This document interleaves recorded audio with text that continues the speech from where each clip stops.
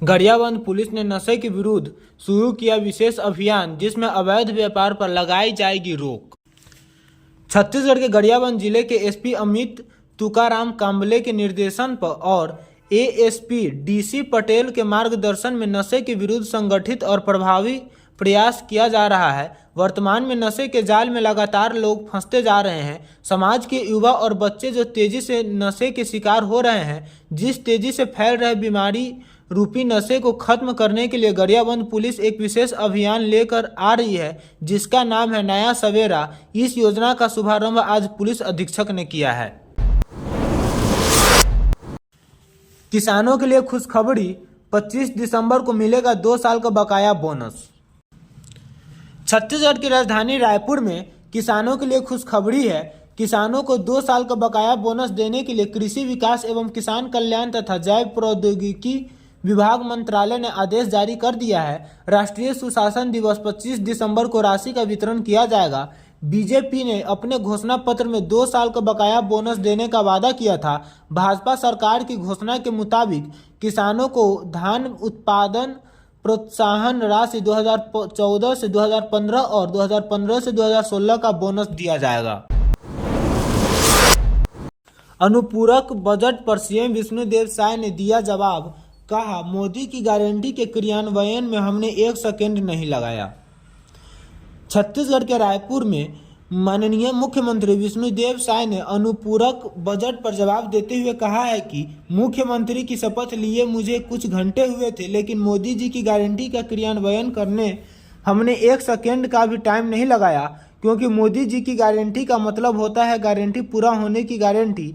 सदन में प्रस्तुत अनुपूरक बजट प्रदेश की जनता को मोदी जी द्वारा दी गई गारंटी पूरा करने की दिशा में हमारी सरकार का पहला कदम है। विधानसभा में किसानों की कर्ज माफी को लेकर गर्मागर्मी।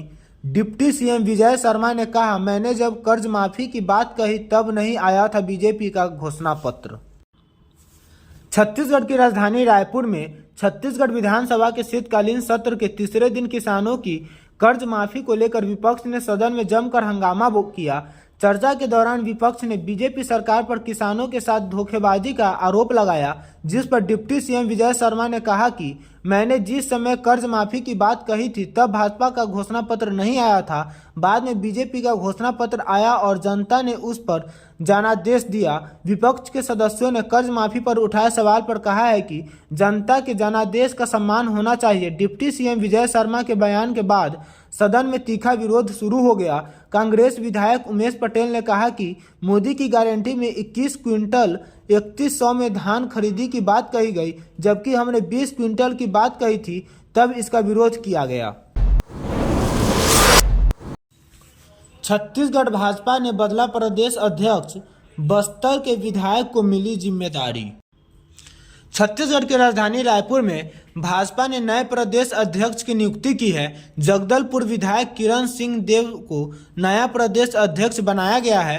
भाजपा के राष्ट्रीय अध्यक्ष जेपी नड्डा ने आदेश जारी कर किरण देव को प्रदेश अध्यक्ष नियुक्त किया है। जानकारी के लिए आपको बता दें कि किरण सिंह देव पहली बार विधानसभा का चुनाव जीतकर विधायक बने हैं। वे साल 2009 से 2014 तक जगदलपुर नगर निगम के महापौर रह चुके हैं। उन्होंने भाजपा में प्रदेश महामंत्री का दायित्व भी संभाला है। इससे पहले प्रदेश अध्यक्ष की जिम्मेदारी अरुण साव के पास थी। उनके डिप्टी सीएम बनने के बाद ये जिम्मेदारी किरण सिंह देव को दे दी गई। छत्तीसगढ़ के पूर्व मुख्यमंत्री भूपेश बघेल ने अनुपूरक बजट को बताया ऊंट के मुंह में जीरा। महतारी वंदन के साथ इन योजनाओं पर मांगा स्पष्टीकरण। छत्तीसगढ़ की राजधानी रायपुर में छत्तीसगढ़ विधानसभा के तीसरे दिन अनुपूरक बजट पर चर्चा के दौरान भूपेश बघेल ने कहा कि अनुपूरक बजट में सभी वर्गों को निराशा हुई है। यह अनुपूरक बजट ऊंट के मुंह में जीरा है।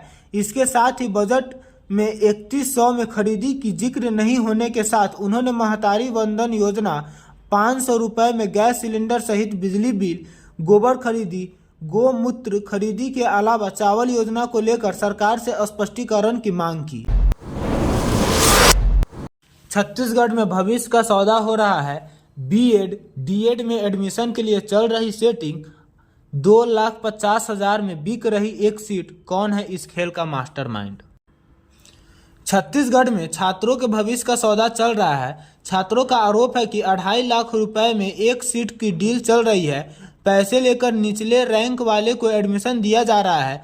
पूरा मामला उत्कर्ष कॉलेज का बताया जा रहा है, जहां ये गड़बड़ी की जा रही है। जानकारी के लिए आपको बता दें कि उत्कर्ष महाविद्यालय में बीएड और डीएड प्रवेश के लिए अंतिम भर्ती प्रक्रिया आयोजन किया गया, जिसमें छत्तीसगढ़ के अलग अलग क्षेत्र के अभ्यर्थी काउंसलिंग में शामिल होने पहुंचे। लेकिन कॉलेज प्रबंधन ने 12 बजे से ही गेट में ताला लगाकर काउंसलिंग की प्रक्रिया प्रारंभ कर दी, जिसके कारण पहले नंबर पर नाम रहने वाले अभ्यर्थी प्रवेश काउंसलिंग से वंचित हो गए।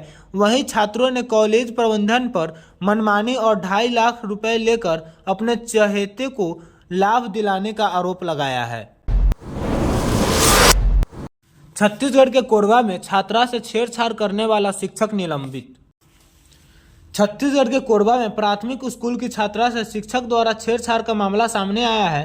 पीड़िता ने छात्रावास अधीक्षिका से शिकायत की। अधीक्षिका ने संबंधित जिला अधिकारी को जानकारी दी। इस पर जांच टीम स्कूल पहुंची है। शिकायत सही पाए जाने पर शिक्षक को निलंबित कर दिया गया है।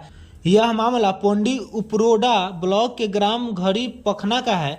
ग्राम घड़ी पखना के छात्रावास में निवासरत बच्ची ने छात्रावास की अधीक्षिका को पूरा मामला बताया। इसके बाद अधीक्षिका ने संबंधित जिला अधिकारी के पास शिकायत की, जिस पर जांच टीम भेजी गई है। अतिक्रमणकारियों की बेदखली की तैयारी। उदंती सीता नदी अभयारण्य में 200 हेक्टेयर वन भूमि पर कब्जा करने वाले 30 लोगों को जारी हुआ नोटिस। छत्तीसगढ़ के गरियाबंद जिला में उदंती सीता नदी अभयारण्य में अतिक्रमणकारियों पर एक और बड़ी बेदखली की कार्रवाई की तैयारी हो गई है। उप निदेशक वरुण जैन ने बताया कि अभयारण्य के बफर जोन में आने वाले तौरेंगा रेंज के टांगरान जंगल में 29 अतिक्रमणकारियों को बेदखली करने की कार्रवाई 3 जनवरी को किया जाना है। इसमें 25 ओडिशा नवरंगपुर जिले के रहवासी हैं। इनके खिलाफ जून में ही नोटिस जारी किया गया था। आरोपी कार्रवाई को अवैध बताते हुए न्यायालय के शरण तक भी गए। न्यायालय के निर्देश के बाद विभाग के आला अफसरों ने सुनवाई किया। 4 महीने की सुनवाई के बाद अभयारण्य प्रशासन ने कार्रवाई को जायज बताया गया। 13 दिसंबर को विभाग के उप सचिव द्वारा कार्रवाई को यथावत रखने के निर्देश दिए गए हैं। सालार मेकर्स की पीवीआर संग चल रही अनबन के बीच आया बयान, जिसमें नेशनल चेन के मैनेजमेंट ने रखा अपना पक्ष।